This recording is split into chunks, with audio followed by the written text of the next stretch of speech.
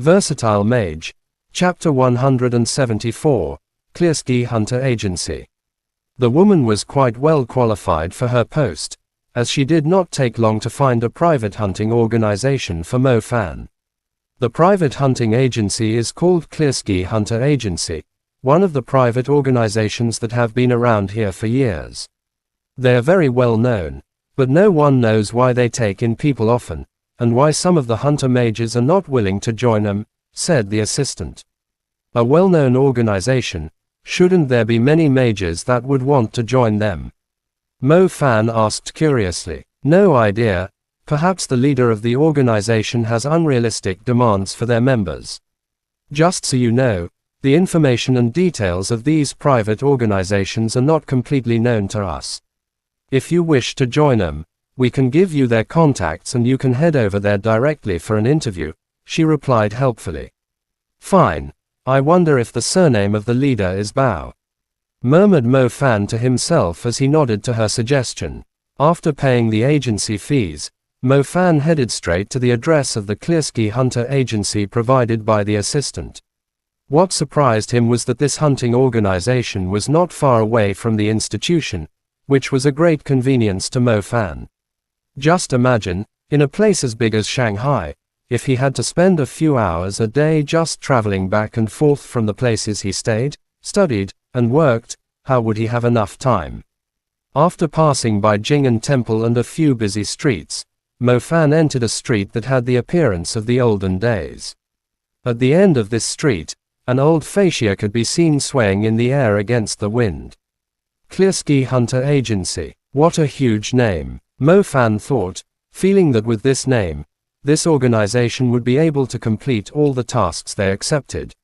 Mo Fan then walked closer and finally got a clearer look at the old shop that looked like an inn. By the front door sat a little girl with twin ponytails who was reading a picture storybook while she swung her cute little legs. Through the glass, Mo Fan saw no one in this inn, and everything seemed very organized. Are you here to commission a task?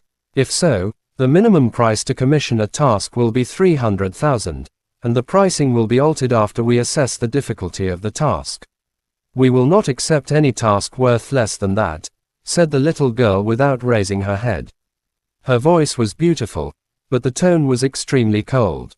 $300,000. Immediately, awkwardness struck Mo Fan and he did not dare to give the fruit sweet he had taken out from his pocket to the little girl anymore. I'm here for an interview. I believe the Hunter Union has written an introduction letter to you already. Are you the shopkeeper? Asked Mo Fan. Duang. Upon hearing this, the little girl finally put her book down, raised her beautiful face and looked at Mo Fan with wise eyes as she replied, Are you sure you can handle it? You are so young. Duang. Mo Fan's jaw dropped onto the ground. My age is too young. Why don't you look at yourself, little girl? You are at most only 12 years old. Lingerling, is there a customer? At this time, from the deeper part of the shop came an old man's voice. Grandpa, he is here for an interview but he is too young. I suggest that we reject him, Lingerling replied to the old man before she continued reading her book. Speechless, Mo Fan looked at this little girl and he did not know if he should laugh or cry. Being young is very good. Young men tend to not be afraid of dangers, but if they die, then it would be a shame that they have yet to enjoy the greater things in this world, said the old man. Hearing this, Mo Fan felt extremely awkward, but since he was already here, Mo Fan did not want to get rejected at his first interview. Just when he was about to enter the shop to talk about the interview with the old man, a lady who was walking hurriedly appeared at the junction of the street. It was obvious that she was looking for the Quashi Hunter Agency. She, however, seemed to have failed to see the signs, and entered a few other shops recklessly. Grandpa, a rich target, the girl named Lingerling said to the old man. How so? A lady who dresses in the style of the rich and seems to be very nervous while her mentality is shaken greatly. Mo Fan, who was listening at the side, had goosebumps all over. What the hell? Is this a hunting organization, or a murderous shop with killers? As expected, The luxuriously dressed lady entered this shop in the end and, under the lead of Ling, was brought to the room where the old man listened to the lady's request, a tobacco pipe in his mouth. Meanwhile, the now clueless Mo Fan had no idea what to do and just sat down somewhere close as he listened to what the lady was about to say. Tusk, they said that this kind of organization would attract young ladies like this one easily. See, there is already one right now on the very first day I arrived, so it is a must for I, Mo Fan, to become one of the members of this Quashi Hunter agency. You are saying that your husband, who is now ill, is probably a monster, and he goes out every midnight to commit foul play? Asked the old man, who squinted his eyes and appeared to be listening to the lady very seriously. But Mo Fan clearly saw the old man was staring at her cleavage. Yes.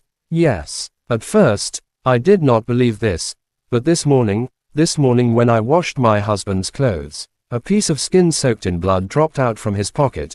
I was once a nurse, so I can differentiate between animal skin and human skin, said the beautiful and curvaceous woman with a pale face as she recited what happened this morning. Mo Fan, who was listening at the side, also felt slightly shocked. Back in Bo City, Mo Fan learned that there were different monsters that lived among people with their own special methods, but he had never heard of any monsters like the husband of this lady. He had never heard of any monsters that possessed the ability to turn into a human. If your husband really is a monster, you wouldn't be here to tell us about this anymore, replied the old man. I really have no idea either. He looks normal in the day, and I rushed here quickly after lying to him that I was going for a facial in the beauty salon. Mister, you have to help me. I heard that you guys could decimate whatever monsters. I can no longer differentiate if my husband is still my husband or not. My 4-year-old child is still at home. I wanted to take him back to my parents to hide, but as soon as I brought this topic up, my husband's eyes turned red, and thank heaven that I changed my idea right in time. I still have to go back tonight, or I'm afraid that my children will, said the lady as she broke down into tears. Have you reported this to the police? Asked the old man. No, I know that they will refuse to look into this matter. Ling, on the other hand, looked at the crying lady and said calmly, whatever you said just now is not enough to be evidence that your husband has turned into a monster. Think positively. Perhaps your husband is not a monster, but a murderer with a weird fetish to collect human skin. After listening to the words of the young girl, Mo Fan immediately lost his voice. Was that supposed to be more positive? Chapter end. Please guys like, comment, share, and subscribe.